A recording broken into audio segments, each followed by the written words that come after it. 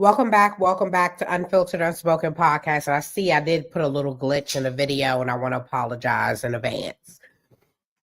But we want to welcome back Frances.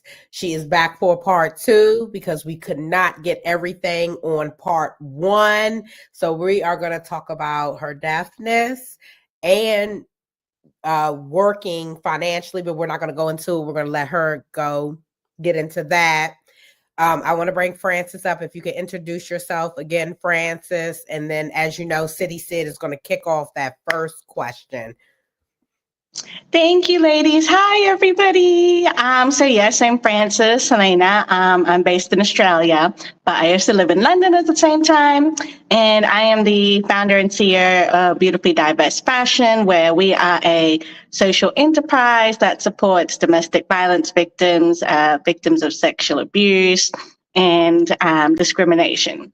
And we also upcycle our brand as well. And I'm hearing impaired. I've lived and traveled all over the world, lived in about 4 different continents across 10 different countries. And yeah, that's pretty much me. Well, thank you again for rejoining us to kind of continue where we left off. So today we're going to start with kind of the basis of your hearing impairment. What was the circumstance around that? Were you born with the impairment, or did this happen over time? Was something in particular?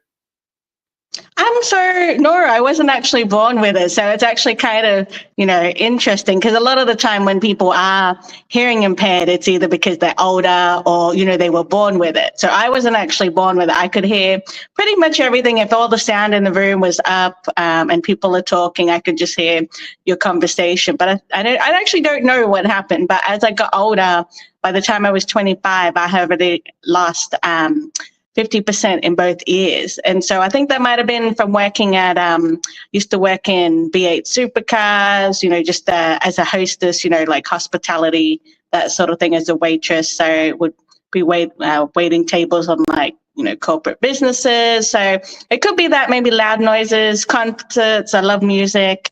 But yeah, no, that's pretty much how it started. So I just had a lot of ringing in my ears, and I was actually living in New Zealand at the time.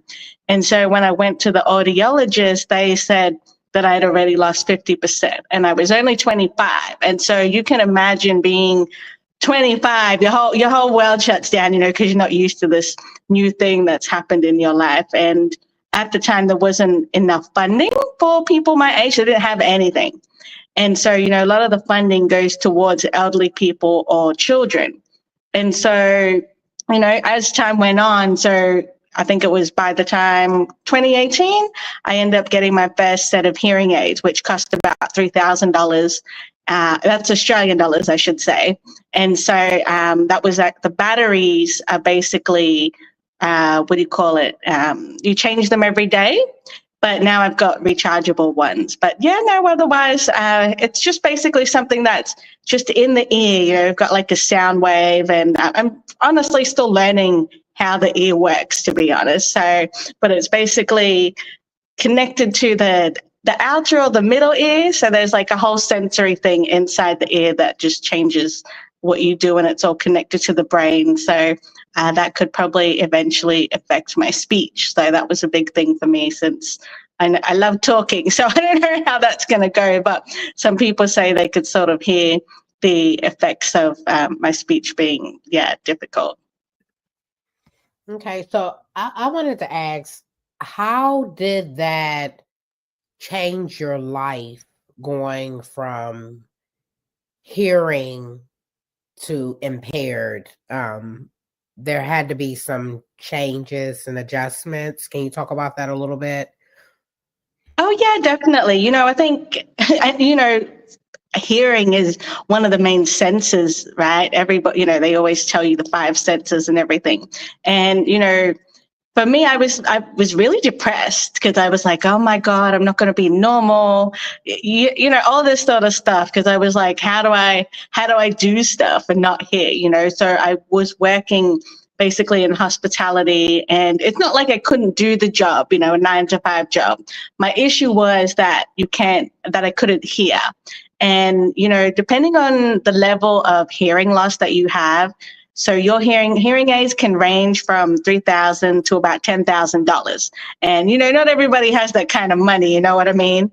So, it was a bit struggle at first. And, I finally was just like, well, I could sit around and actually, mope about it, be upset about it, and just, or I could just actually do some things. And, it just helps me by doing all the stuff that I do now. It sort of just helps me just to feel normal, even though I do have my days where I'm like, I can't hear you. So yeah, it was definitely a big struggle at first, but I think I'm still getting there. But yeah, it's something that I don't really dwell on. I just keep going. So yeah. Now, is this something that, will further worsen, or are you kind of like stagnant where you're at in your condition? And if it is, going to progress, I guess, what steps are you taking to, continue to live, quote unquote, a normal life, or, just kind of navigate the world with, mostly hearing people? I think that's actually a really good question. I honestly have not thought that far, but so far I do get like a checkup probably like every year, every 6 months.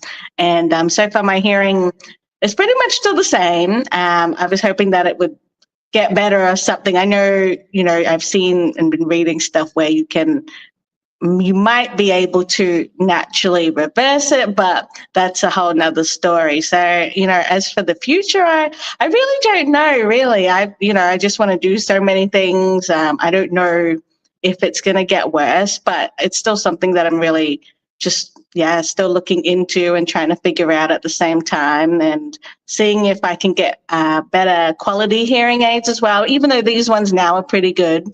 But obviously, the more expensive you get and the more you level up in the range of like hearing aids, then the quality sound should be better, but we'll see. I was going to ask, because you said, you mentioned you struggled at work. Can you give us some of the examples of how it impacted you at work? Did it make your job challenging, more difficult? Were the customers understanding, or did they give you a hard time? I don't think a lot of people talk about that, but. Yeah, definitely. So for example, if there's like a room, there would be like my boss at the other end of the room, and it's just, they would sort of be yelling, and I could see them yelling and looking at me kind of thing, but I would have to walk all the way down to the other side of the room, which, kills time, especially when I was working at banquets at the time, which is basically we set up the room for people's weddings, that sort of stuff. So, we got a lot of stuff to do, and, that sort of just cuts the time just because I have to walk down to the other side of the room and everything. But, I think there were other times, say my previous hearing aid, so because we had to change the battery every couple of days, like there'll be a signal in the hearing aids, it'll say, oh, battery low. So you'd have to change them. And I was working at the daycare, basically child minding and everything. And so one of the kids said to me, they said something to me, and I was like, yeah, sure, go ahead. And I'm like, wait, hang on, what did you say? I'm like, you can't do anything until I know what it is, because I'm like, oh yeah, that's fine. But, so it's stuff like that, really. And, even I have friends who are very softly spoken. They would just stand right next to me. And, I learned to lip read over time. So I would just read their lips, but I couldn't hear what they were saying because they just speak so softly. So it's also based on the other person I'm talking to, how loud you talk. So, and then now, with COVID, they have all those walls that you go into a shop and it's basically you're in the middle, the wall's in the middle. I think it's at the counters. So one person's on the other side and you're on the other side, and there's that divider. So sometimes like during COVID, and because we had to wear masks, so during COVID, that was a struggle for me because some people, they'll say something, I'm like, I can't hear you, speak louder. Can you take your mask off? Because I don't know what you're saying. So it was just such a big struggle. And then, it would just make me just depressed that I'm like, I don't want to go outside because people can't hear me, and it's just simple stuff like people, obviously, it's not anybody's fault because they don't know and they don't understand because they're not in that position, and sometimes explaining it is just sort of like, I don't want to talk about it. I don't want to, but over time, like I've managed to actually sort of, speak up about it and actually say that there's nothing wrong with me. It's just something that happened and it's something that I'm still trying to work through. And yeah, so even when I do work, a lot of the work I do now is basically in the fashion industry. So it is super noisy, but it's something that I guess I'm still trying to figure out. But so far, so good. It's nothing to, people, they can hear me and I can hear them. So that's okay. But a lot of the work I do now is it's online. So yeah, that sort of helps me a bit. And recall you saying most of the help available was for older people, usually in this position. What country were you in at this time? And, was there like an equivalent of like disability or what we would call disability here in America, which is kind of you not working and the government paying you, based on the fact that you may struggle at work. Was there anything like that you all had and that you were, eligible for?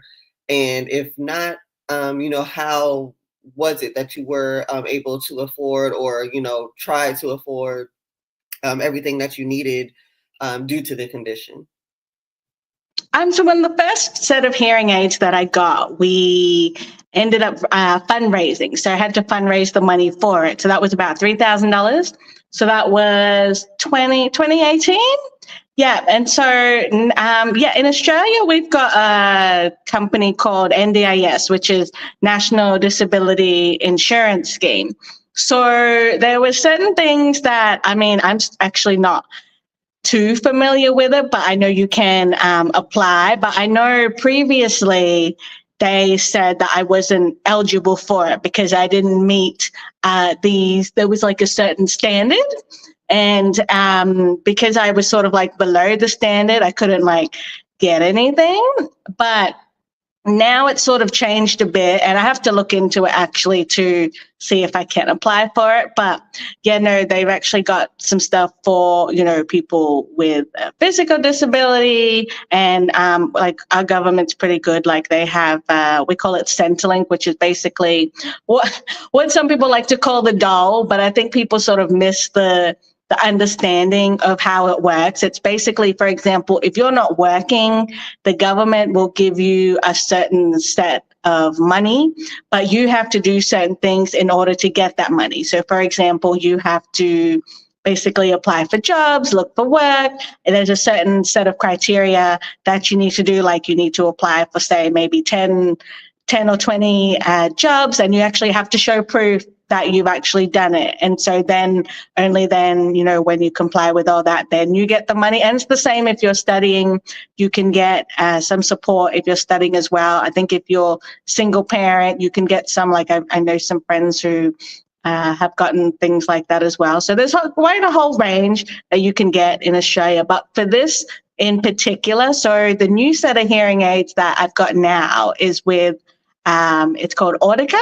So it's basically a hearing company. And so they managed to the government subsidized about $1,000 off. And then basically you just pay the rest. You can do a payment plan.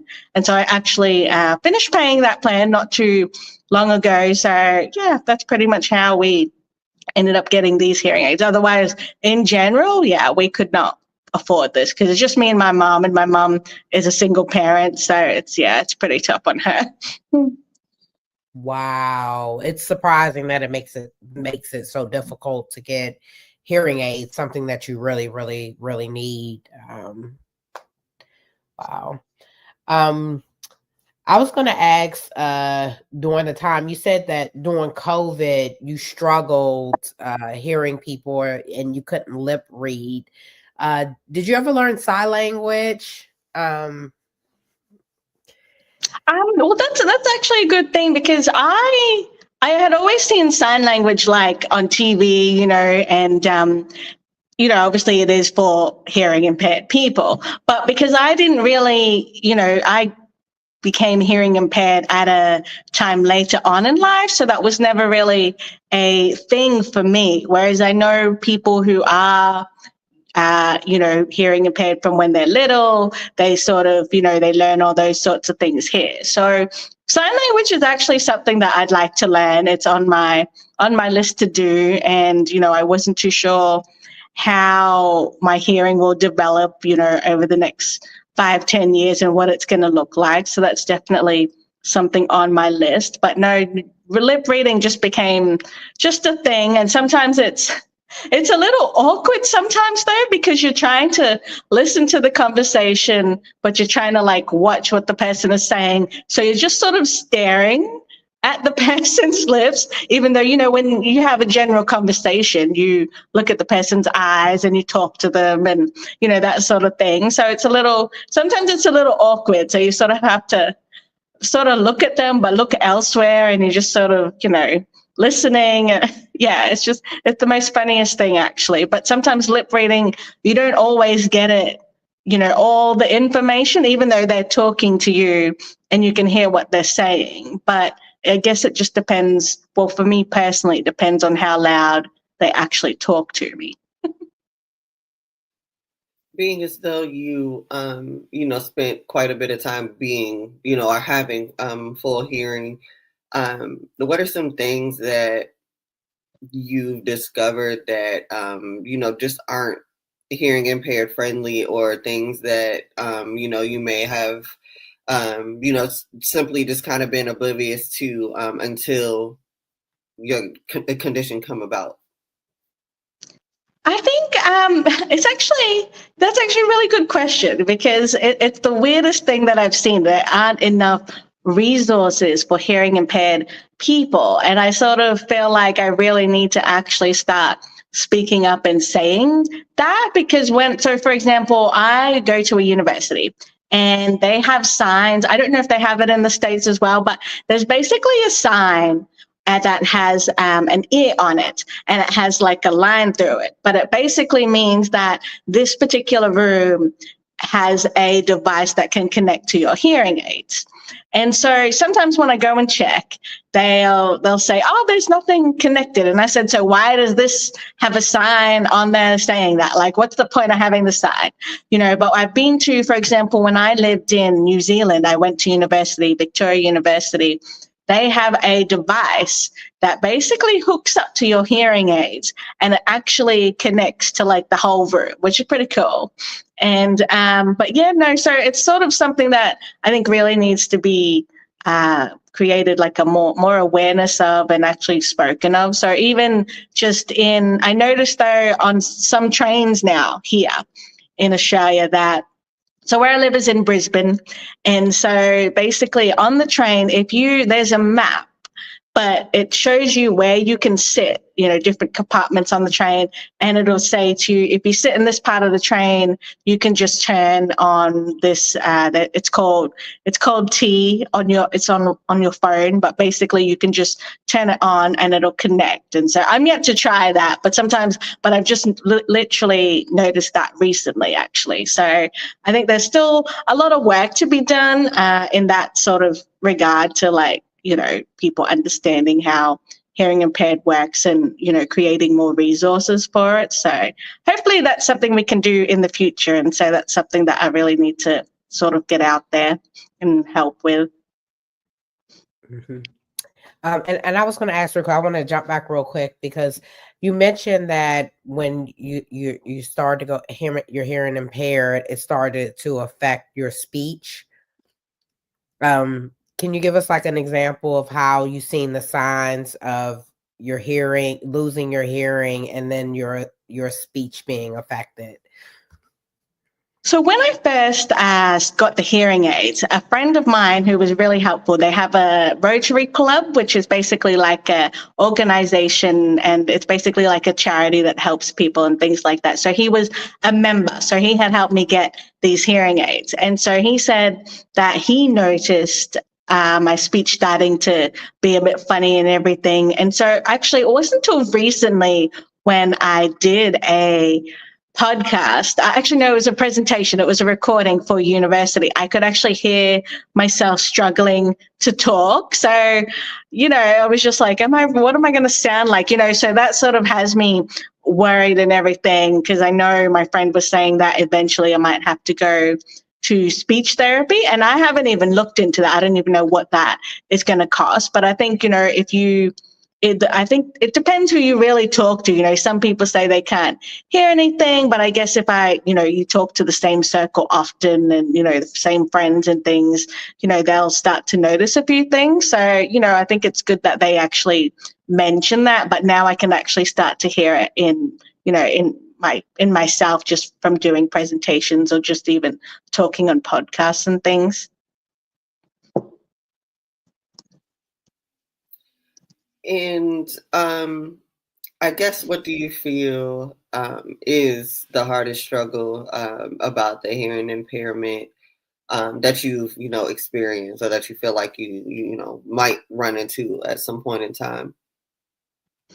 I think the hardest thing is people understanding. And, when I say people understanding, it can be the most closest people to you, they'll say some stuff like, oh, but you can hear me. It's like, yeah, I'm standing right in front of you. Or, it's just stuff like, oh, you can't hear me, or, but you can hear me now. It's like, yeah, because I'm at a certain distance, or, just things like, oh, she doesn't want to work. It's like, no, it's not that I don't want to work. I can work, but I can't hear. If I can't hear, then what's the point of going to work? It's not, that I don't want to work. It's just that it's a struggle. And a lot of, companies have not really, they're not, I guess, aware of hearing impairment. They do have things for disability and things like that. But, disability can range in so many different ways. It's not just, physical disability or hearing impairment. Like, there's a whole, different like topics and stuff like that that focus on disability. So, and I remember when I was I wanted to be a part of this modeling company in the US, but they said to me that I could not be part of it because I didn't have a physical disability, like literally I did, in a wheelchair and everything like that. So, that sort of hurt my feelings a bit, because I was like, really? Like, but I'm hearing impaired. You just can't see it. But, so it was just stuff like that. And I think, there really needs to be more of an awareness about, hearing loss, because people say, oh, hearing loss, it's a physical disability, but you can't see it. It's not like, if you're in a wheelchair, that's a completely different thing. But, people still do treat us differently because we are hearing impaired. But, I think people just need to treat us like a normal person, just have a normal conversation, because we don't bite. So, just basically talk to us like we're just like you and me kind of thing. And I was going to mention that now that you brought it up, do you get mistreated a lot because of your hearing impairment? Do people seem to treat you different all the time? Yeah, it's the most oddest thing sometimes, because, okay, yeah, I'm also colored and I'm a woman, but then, that was always going to be a thing that I knew growing up, even though I grew up with like a white dad and an Asian mom. But then becoming hearing impaired, yeah, you definitely start to understand people's thoughts and people, what they think about people who are hearing impaired, because, they like to go into the thing of how much hearing have you lost, or, you can't hear me, or you're not doing anything, people sort of be like, oh, you're lazy and everything. I remember I had a conversation with my mom. So it was someone we knew said to my mom, oh, she doesn't want to work. And I was like, the reason why I can't work, it's got nothing to do with my ability to physically do a job. It's the physical ability is I can't hear what's being said. And that's sort of a struggle because they don't have resources to help with that. Like not all buildings have a hearing loop. So some buildings, like one of the houses I live in, so the host family that I'm staying with in Brisbane, the man is hearing impaired. So uncle has set a hearing loop that connects to his hearing aid. So they built this house, and everything like that. But they basically set it up so he has a hearing loop that connects to each part of the room and everything like that. So not all, houses or buildings have that. And, it is quite expensive as well. So, it's still going to take some time for people to really understand what, how the treatment for hearing impaired people is and, what they can do about it.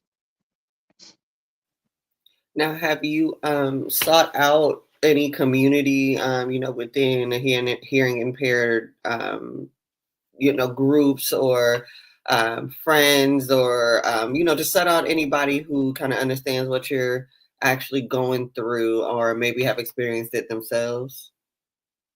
Actually, one of my models, she's actually from Washington, D.C. That's how we sort of bonded, really. She actually is hearing impaired, but she can't afford hearing aids. So it's something that we're sort of working on together, like through my business to try get some funding to help her and everything, because she was like, yeah, no, I've got hearing loss, but we just can't afford, to get hearing aids at the moment. So, it's not just me that's struggling, but there's like so many other people out there who, are struggling. It's something that we're sort of working on at the moment. So.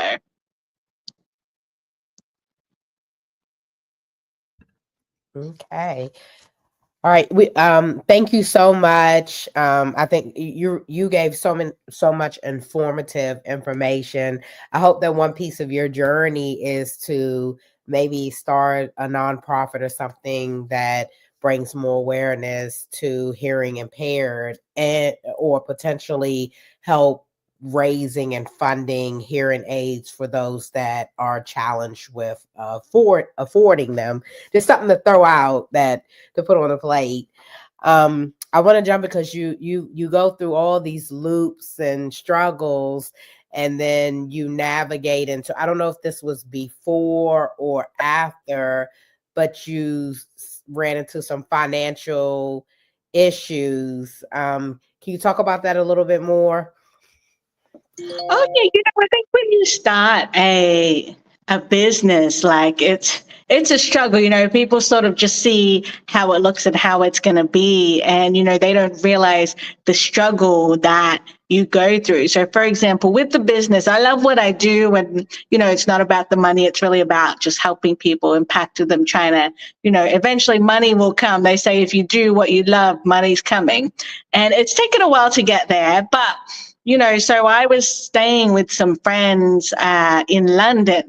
So this guy who runs this coffee shop, he's a single dad, and he has a teenage daughter and everything. But there was a whole community around this coffee shop, and I'm still great friends with them. But they had helped me, and they didn't know me very well, But they actually, had helped me. It was actually helping this guy run his coffee shop. So he's also a handyman. So he had other work that he could do. But I was basically sleeping inside this coffee shop.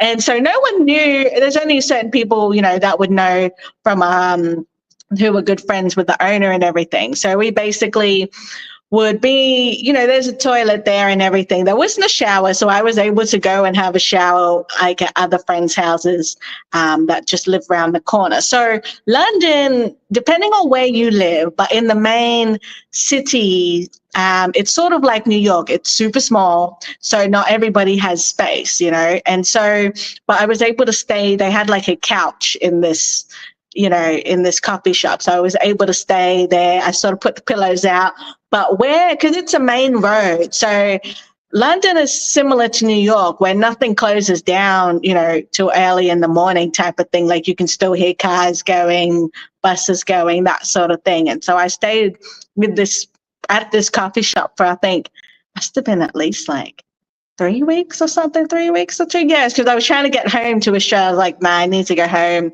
right now. Like it's just a struggle and everything. But they were so good. There's, you just never know when you go traveling that there's so many people that you can, meet that can help you out. And so, yeah, that was just one of the main things about financially struggling. And if that is the case, how were you able to, come out of that or get through that period?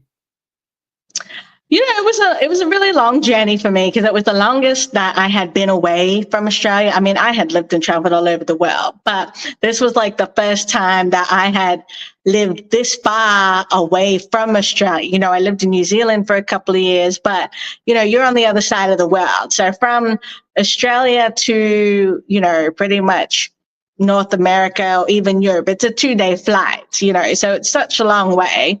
And, I was lucky enough that there were some people who were able to sort of help me out and actually help me bring me back to Australia and things like that. So, but I was also pretty much working in this coffee shop and the guy would pay me. And so the conversion rate from pounds to Australian dollars is pretty good, but the conversion rate from dollars to pounds isn't exactly the best at the moment. But basically because I had an Australian bank account and everything. So every time you convert it, to pounds, it was a bit of a struggle because I think at the time it was like 100 Australian dollars was 50 pounds. So, London is pretty expensive, like New York, it's expensive.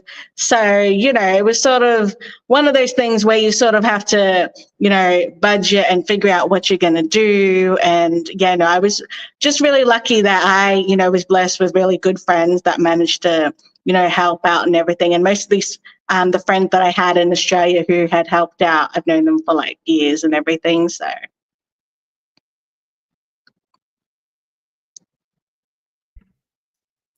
So what was the final straw for you to say, I got to get back home? I got to get back home.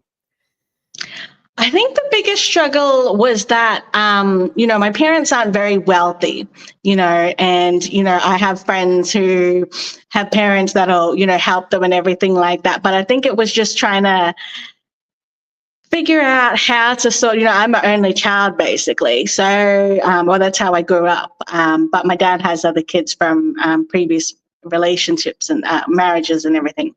But no, I think the final straw was like, I think it's time to go home. Like, I mean, I love London and it was just, it was just a really good experience and everything. I mean, I'm going back there and everything.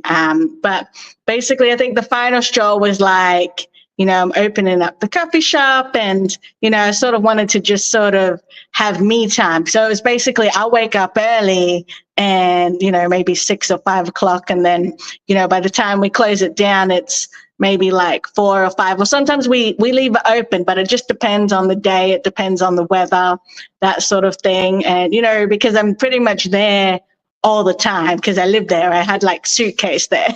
So it was that sort of thing. But, sometimes as a person, you need space, like if you work a 9-to-5 job, I'm sure, a lot of people who do, want that space between, going to work and working from home or, just spending time with kids or whatever the case may be. But, you always need that self-reflection and time for you to figure out what you're going to do and, that sort of thing. And also because I was pretty much running out of cash. I pretty much had used all the savings that I had and everything because the aim was to sort of come out to the States and, do sort of things. And I actually had a friend who had helped me get to London because as an Australian, you can only be in the States for about 3 months as a tourist and then you have to leave. Whereas in the UK, it was 6 months, and then you have to go and come back, that sort of thing. But I believe it's all changed now because of everything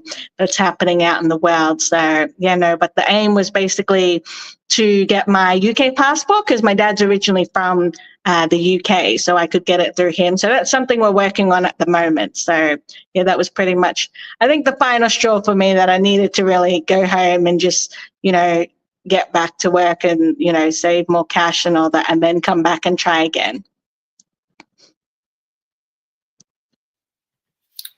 How do I want to ask? Was this type of scenario, was it something that you ever experienced, or was this kind of like a complete shock to you, and with no idea how to navigate it, type of thing? Or have you had a taste of it before and kind of knew it wasn't a super high anxiety type of situation? I think here, because it was, just because it was the US and the UK, because you can't get any, if you're a tourist, obviously you can't get any funding from the government, that sort of thing, whereas if you're a citizen, it's completely different. So, this was never done anything like this before, had come out, basically stayed in the States, I think 3 months, and then did, I think 6 months in the UK, then left and came back, because you can take a train into mainland Europe and then come back. And so I think I left, when to leave, March? Yeah, last year in March. Not March, no, May. Came back in May. And so, it was definitely a completely different thing. So the aim was to get the passport, but because there was a few things that they needed, more documents and everything. So it was completely new to me. And, there's a saying, you can't over-welcome your stay, so I would sort of move up and down the coast. Like I was staying with some family friends, I think for a couple of months down in, it's called a place called Seaford, down south in England.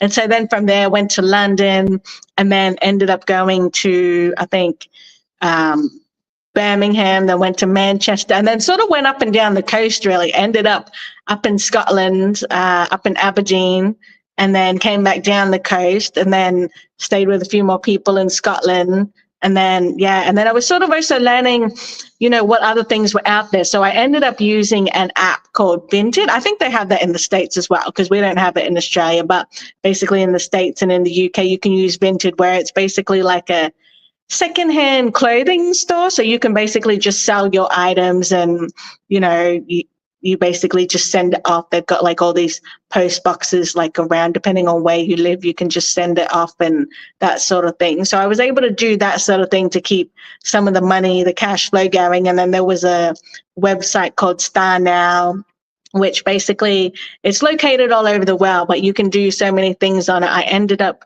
being part of it's a drone photo shoot for real estate. So, I was able to get some cash from that as well. So there were still little things that I was working on at the same time while trying to wait for this passport to come through. But because they needed more documentation, it was just a little bit of a struggle. So, and then I think that was also sort of the end for me, because we had tried so many things, and, so I think it was pretty much time to come home.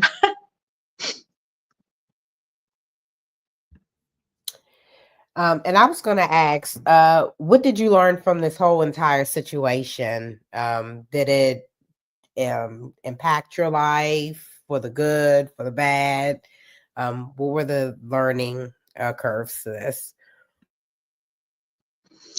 I think the biggest thing is that no matter how good you are to people, now this is just a general statement, right? No matter how good you are to people, not everybody can help you. You know what I mean? You also have to help yourself. And, and that can be the hardest thing in life. I mean, I've had friends where they'll be like, can I borrow $100, $50, and I've done the same thing too, so, and it's not that, you go through a point in life where, that there'll be people that'll help you. However, they're not always going to help you. It's not that they want to, that they don't want to help you. It's just that they can't, for whatever reason, you know what I mean? And, I remember I stayed with a friend. She had 2 kids, a husband and a dog. And this is in New York. So it's so tiny, because this amount of rent that she was paying at this place, her sister pays the same amount of rent in Australia for like double the size of it. And so I was basically sleeping on the couch. And so the biggest learning thing for me was that, even no matter how well traveled you are, something can always go wrong, but, the good thing about all this was that I was able to make some new friends, make some new connections. I'm still, in touch with them, that sort of thing. So, it's definitely been a, massive learning experience. And also, with the currency conversion, sometimes you miscalculate it. I remember when I was in France and, they do it all in euros. So I was like, oh yeah, I'm going to buy this. And then I was like, wait, I've overcalculated. And, so that just blows the budget right out. And then, and there was no Wi-Fi where I was, because it was like a remote city. And I was pet sitting for a friend. And so I had to go back to the house. I said to the lady, so she didn't speak a lot of English and I didn't speak a lot of French, but because, we were able to still communicate. And I said, oh, look, I'll come back. And so I went to the house and I basically changed over the money and everything. And then I just typed in Google Translate. Normally I have a phrase book, but I just didn't have one at the time. And so I just basically typed into Google Translate and then just screenshot it, and then went all the way back to the shop to like communicate with her. And then we just sort of like laughed it off and everything, but we're still, were able to do what we needed to do. So, there's so many, I don't think of anything as like a bad experience. It's always, a learning experience and what you can do, the next time. Did you find yourself with any like residual anxiety or trauma, from constantly bouncing around? Like, are you, protective or particular over your space now, or you have some like lingering feeling that, your housing might fall through or something like that? Like, do you kind of still live feeling on the edge at all? Oh yeah, definitely after that experience, I was like, nah, I don't want to move anywhere. Like, I spent a lot of time. I mean, as a kid, I was, used to it, but I didn't have to do, all the work. My mom and my dad, took care of it and everything. So, but obviously with this experience, it was sort of like me on my own, and, you don't know anybody, and, the culture's different, even though, okay, yeah, we all speak English in the States and the UK and everything like that. But, it's completely different, and there was a time where I stayed with a girl for nearly 3 weeks, and she was really good to me. And then afterwards, I just had to move on and everything, because, had pretty much exhausted the stay. And then, so the building I was staying in, they had a security guard. It was really good. Had actually let me stay in the auditorium, the theater that they have down in one of the rooms. And technically they weren't allowed to do that, but I was able to stay there and just sleep on the couch for like a couple of days until I figured out where I was going to go and all this sort of stuff. So basically just figuring it out as I go, like, how to get out of here, how to do this and that sort of thing. So, I think, but after that experience, I was like, yeah, no, I don't want to move around for a little bit, which so far I think I've been back almost a year now to Australia. So yeah, and I think I'm sort of like, well, I'm ready to go elsewhere now. So yeah, I can never be in a place for too long, but I think this time I've exhausted the max. I see you is it an excitement to you? It's like you like to take a lot of risk, because I've heard like I've stayed there for a little bit, I stayed here for a little bit, I exhausted. Some people exhaust and they don't want to leave. So Do you like taking risks with the moving around and just navigating through life? I think, I think this for me right now is definitely the biggest rest period that I've had. Like I'm always just used to moving around. And with the business now, we do so much in the States, in other parts of the world, the UK, and, a lot of the people we work with are in remote parts of the world, so, and I always like to meet people, now with, after COVID, there's so many connections you can have with people just talking to them online. And so my aim is to eventually meet all the people that I've been talking to, face to face and everything. But no, this is definitely probably the biggest rest period that I've had, because I like to see new stuff. I mean, I've been out in Australia more than 20 years now. I came here when I was about 11. I think the first time we were here, I was about 3. We moved to Bundaberg, which is still in Queensland.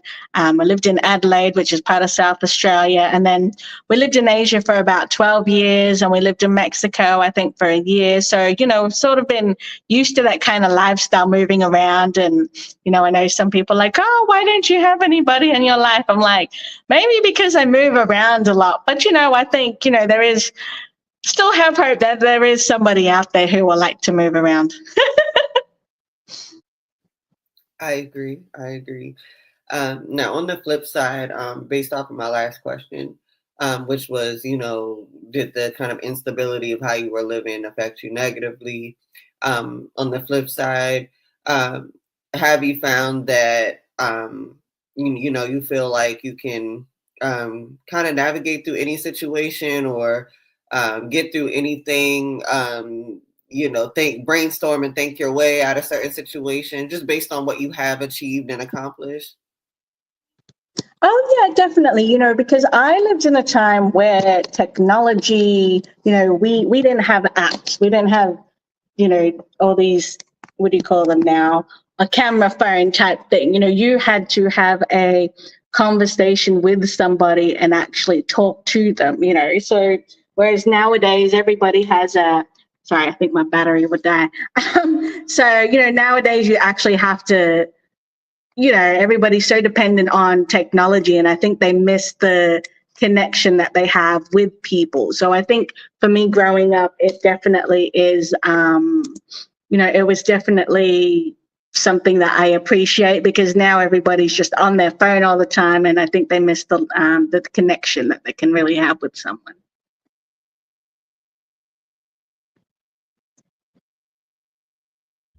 Sorry.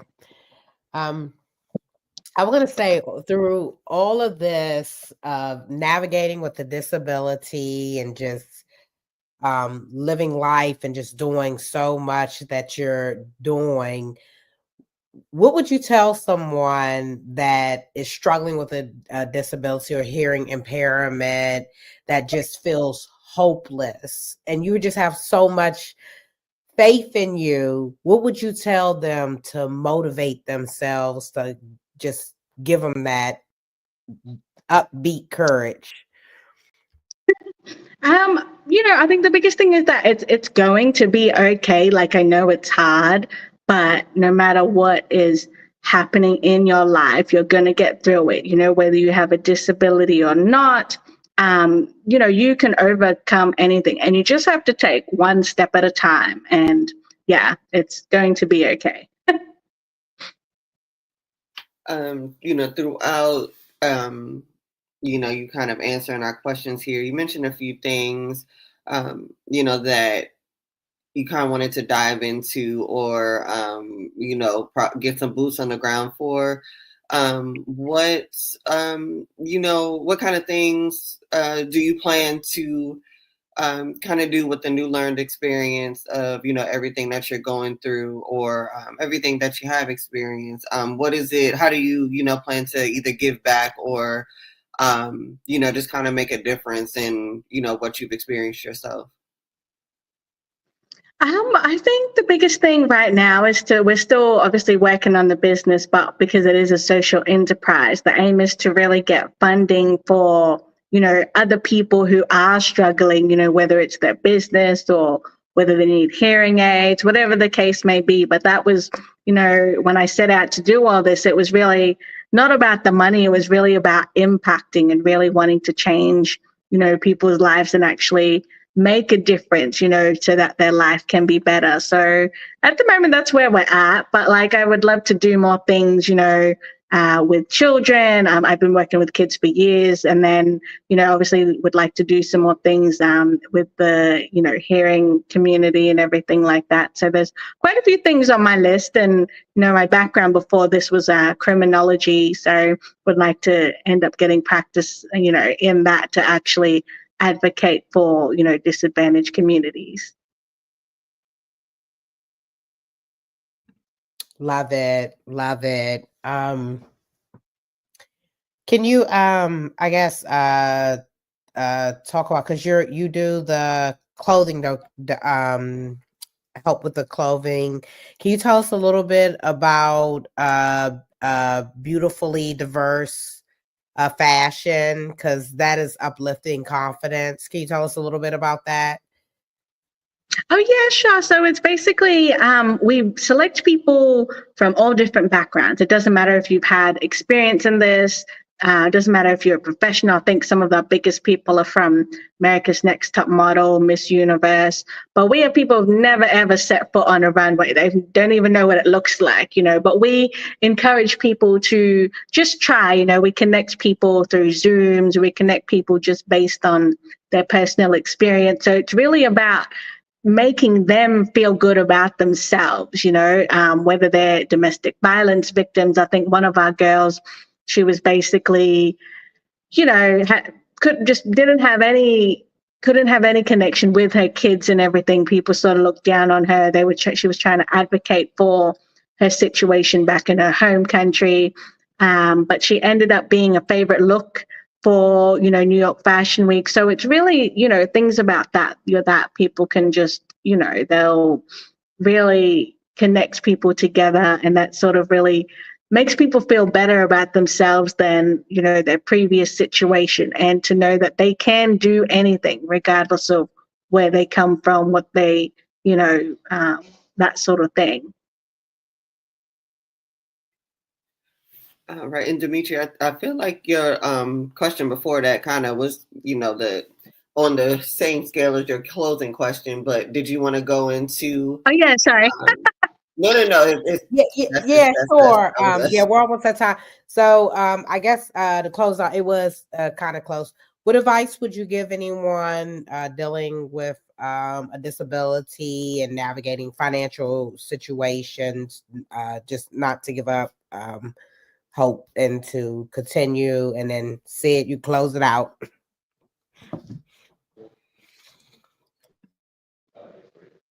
Did you hear me? I think the biggest thing that people. Oh, there we go.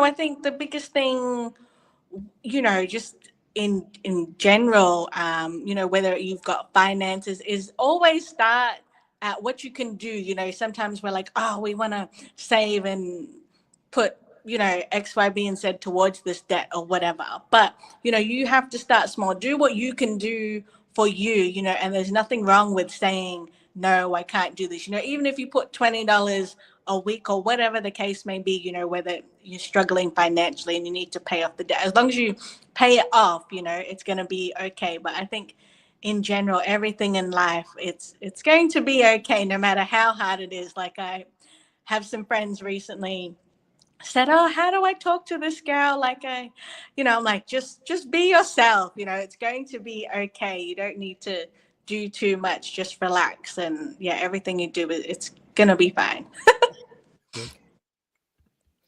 All right. So we do want to give you the opportunity to participate in shameless plug, as we do all of our guests. So as you see your information here scrolling across the bottom, if you could let our viewers know how they can utilize your services, view your work, if there's anything that you advocate for specifically, anything you want to draw traffic to, anything really that might help your business, you have the floor.